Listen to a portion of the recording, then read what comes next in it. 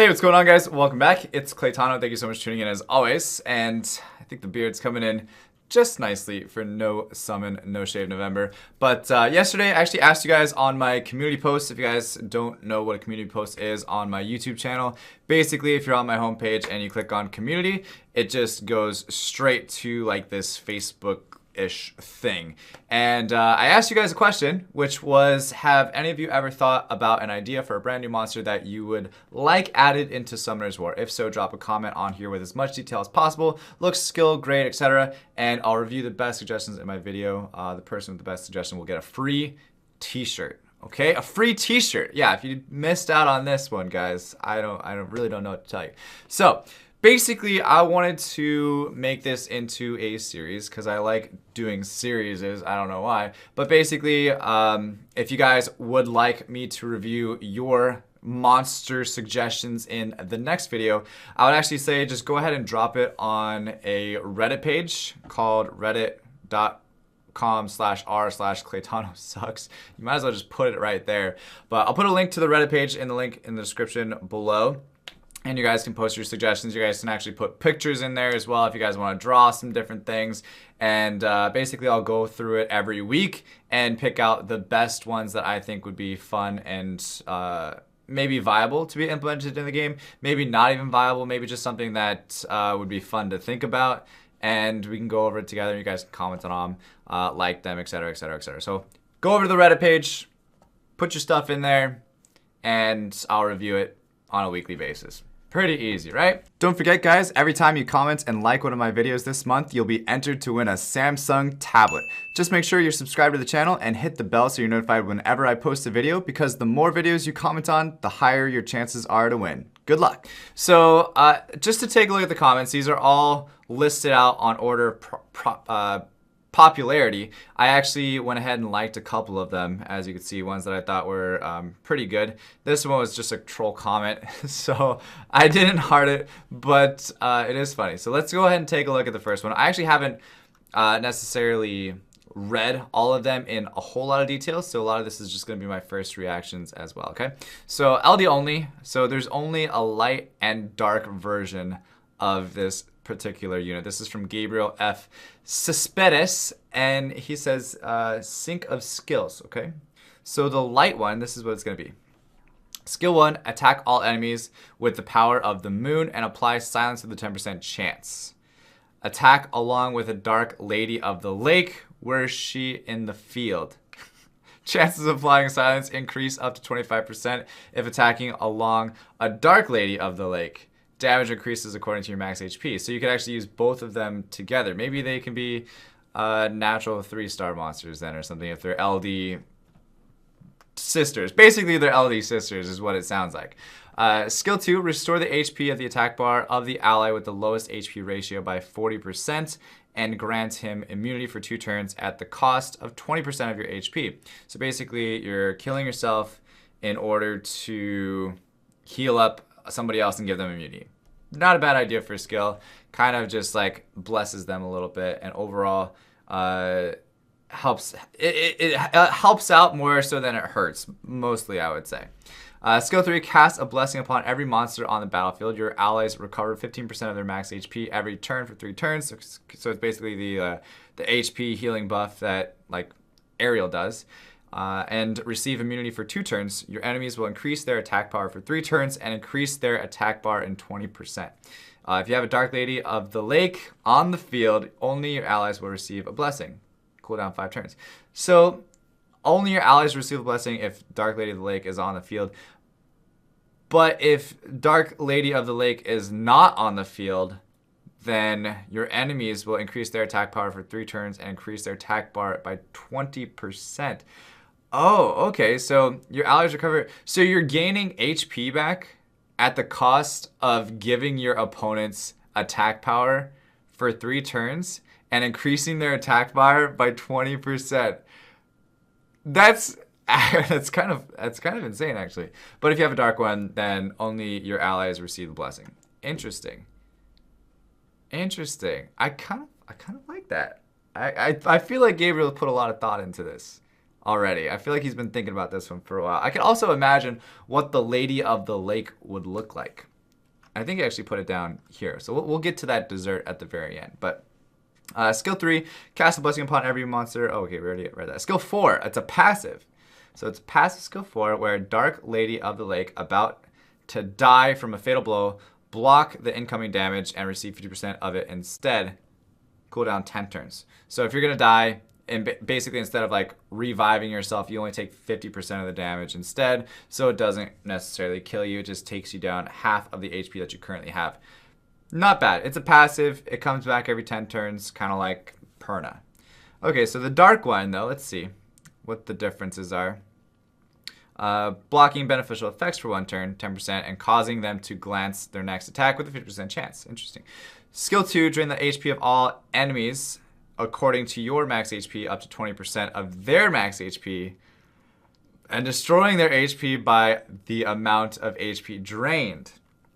This skill reduces your ally's attack bar by 15% when used and has a 4-turn cooldown. So you're decreasing their attack bar by 15%, and you're also draining their HP by 20% based on your max HP and destroying their HP by the amount of HP drained. So you're destroying it so they can't get it back, basically. You're destroying 20%, potentially maximum of 20% of their HP. That seems a little OP for a 3-star. Maybe this could be a 4-star LD unit. Skill 3, cast a curse on every monster on the field. Allied monster will have their HP recovery blocked and suffer silence for 1 turn. Enemy monsters will be stunned for 2 turns and have their defense weakened for 1 turn. If you have a light Lady of the Lake, only your enemies will suffer. So it's like the light one buffs you, the dark one debuffs everybody.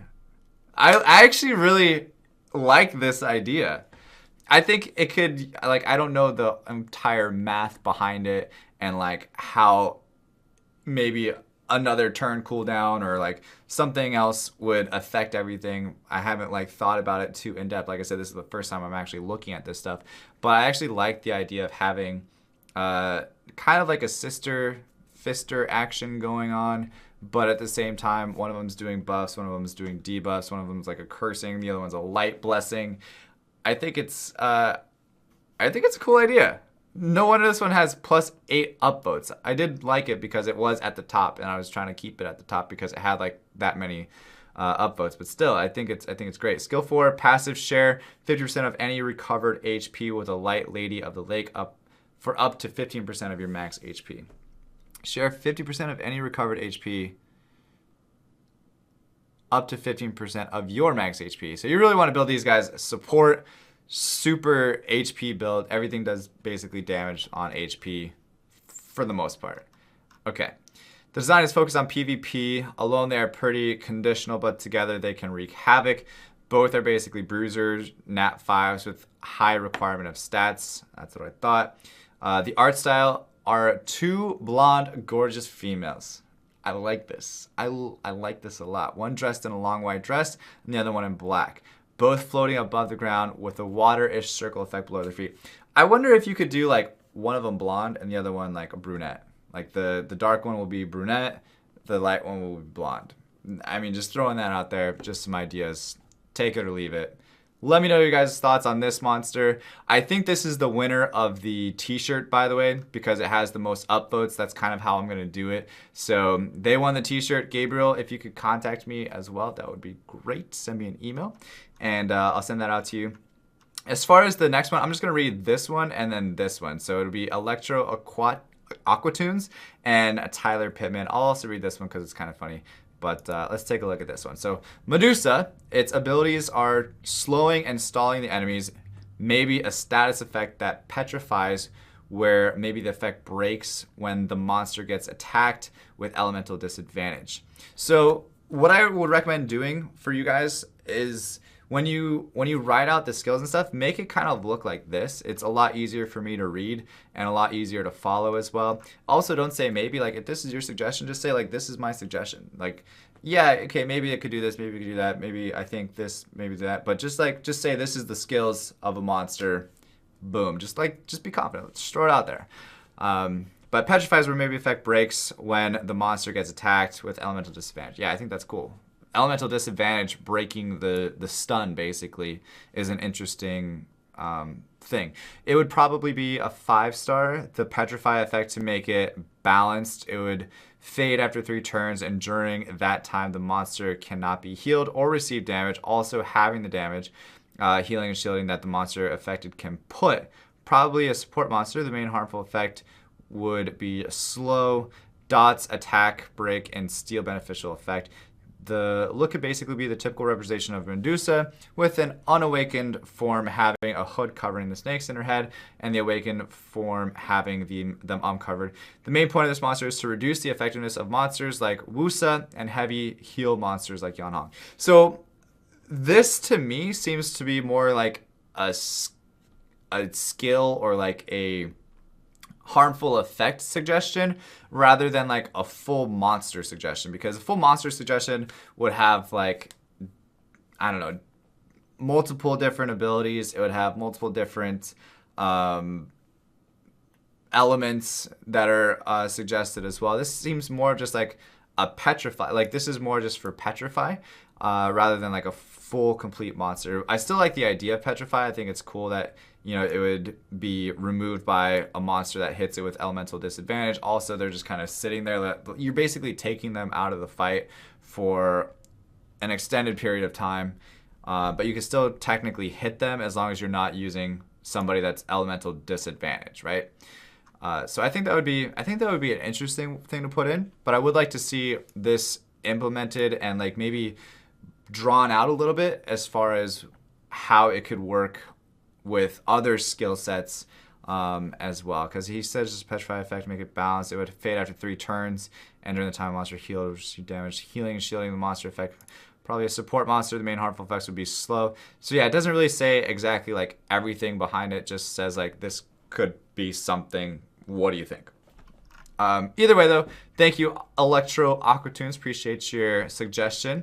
It would be cool to have a monster that has advantage to all elements and is able to have a defense break. Oh, and have a way to have like a will or endure type of passive so he won't be one shot. Oh yeah, and make him broken on Bioset. I wonder who he's talking about. Comment who you think he's talking about. Karubal Mamo. And then the last one I'm just going to go over is the one by Tyler Pittman. Guys, there was a bunch of suggestions. A lot of them were really, really good. I'm going to go through and read them all probably after this. But if you guys want to go check them out, go ahead and like the ones that you guys think were like really, really good. Also, again, if your guys' opinions didn't get showcased in this video, go ahead and drop them on the Reddit page. Again, Claytano sucks is the Reddit page. Reddit.com/r/Claytano sucks. So the last one we have is Tyler Pittman. Let's take a look at this one. So Tyler Pittman says, I think we need to change freeze as a mechanic to utilize it more. It's another stun effect with a different animation like many other games. Basically, he's just saying to add a slow to it or something, or a dot, a frostbite, the last 1 turn dealing 10% of current damage. I think that would be actually pretty cool. He is right though. It's just exactly like stun. It's just freeze, and it does the exact same thing. I agree. I've actually thought that for a really long time. I've never actually brought it up. I'm glad Tyler Pittman did. I agree with that. I think that would be an interesting change to the game. Also, it'd make monsters like Vrad a little bit better as well. I think it would give him more playability, give him basically a little dot that he can do. That could be valuable. Okay, so for the monster that he'd like to introduce, I'd like to see a Nat 5 tier unit of Ouroboros, the Infinity Snake. He would be nicely shaded with glowing eyes respective to the stars, and each of the snakes would hide a different constellation. Okay, very nice. I get the picture.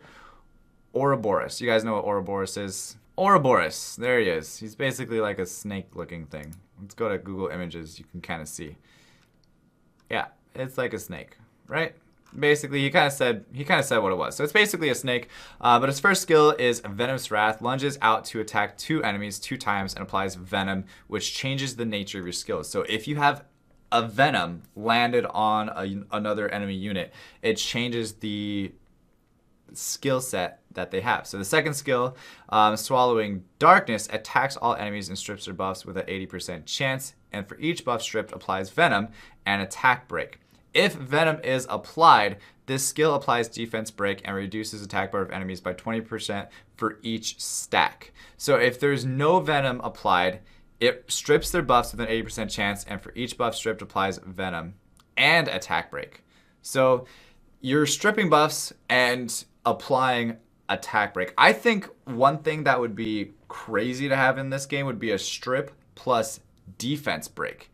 I think having that would like open a lot more opportunities on arena offense where you don't have to use Tiana Galleon. You can actually just strip defense break, kind of like Gemini, but maybe having a 2-turn defense break, or not having to use a monster that needs that can't have shield or will on it or anything like that to be able to steal. Something, just throwing that out there. I think that would be cool. But of course the attack break would be interesting, and this would be, so if venom is applied, the skill applies defense break and reduces attack bar of the enemies by 20% for each. So my question to this one is, if the venom applies from the actual stripping skill, then he also lands defense break all in the same turn, or does the unit have to have venom applied before you use this skill, like from skill 1, for this skill to activate? Because if it is activating on the same skill that you're applying venom, then I think that's basically what I was just talking about, where it lands defense break and attack break and reduces the attack bar by 20%. This is actually a lot. If it does the latter, where I said strips, applies venom, and if it applies venom, then it also does everything all in the same turn, this could be interesting. 5-turn cooldown.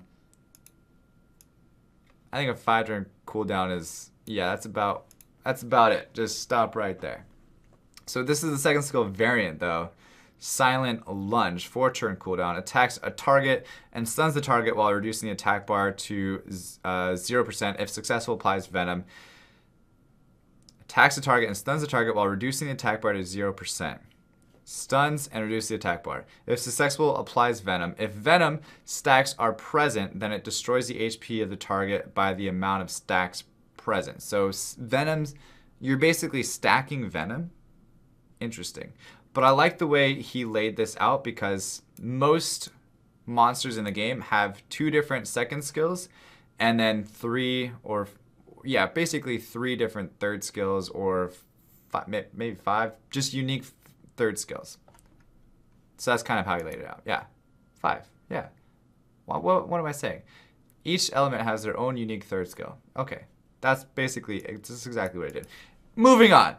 Third skill of each respective element. Okay, great. Water, camouflage ambush. It's a passive. Whenever a crit lands on you, you have a 50% chance to counterattack and then gain endure for 2 turns. Whenever you attack a target who has venom applied, you gain elemental advantage. Okay, so you basically have elemental king. This would be maybe more of like maybe a damage dealer, kind of like Garo or something, I would say. Fire Dance. Dance of the Fiery Snake, 5-turn cooldown. Attacks with a vengeance, hitting 2 targets 3 times. And applying brand and stealing a buff with a 70% chance per hit. If the targets have venom applied, this skill ignores defense. That's also a damage dealer as well. That's pretty cool. And then I also think for the 2 targets, they're random. I'm guessing they're random. The first one is probably going to be the one you choose, and then the second one would be at random, is my guess. Wind scales rejuvenation, cleanses all debuffs, and increases the attack bar by 15% per debuff, and applies immunity for 2 turns. If allies have venom applied, then it increases allies' attack bar by 20% per venom removed. If allies have venom applied, interesting. How would you have venom applied to yourself unless there wasn't another Ouroboros, or what were we calling this? He didn't give it a name, but basically the Ouroboros, the snake. Unless you're fighting against another snake, you're not going to have venom on yourself. So, interesting. That's the wind one.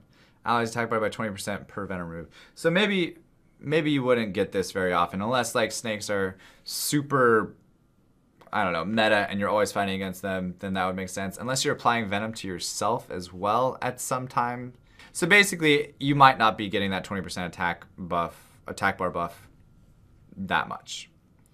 The light one, Adamantine Scales, it's another passive, increases max HP by 35% per element on the field.